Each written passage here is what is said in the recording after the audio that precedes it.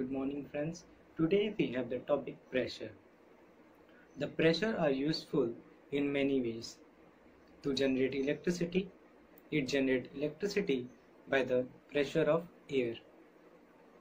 Like example, windmill. So today we will generate electricity by the heat pressure. So let's make it. So the materials are required to make the heat pressure electric generator are as follows.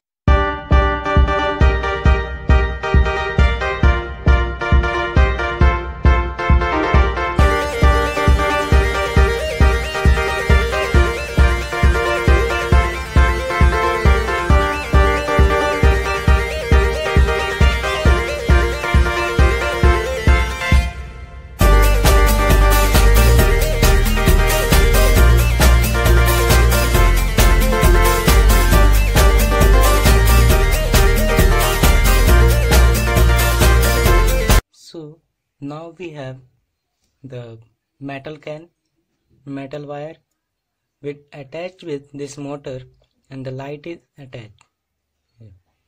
So we have started heating so that this water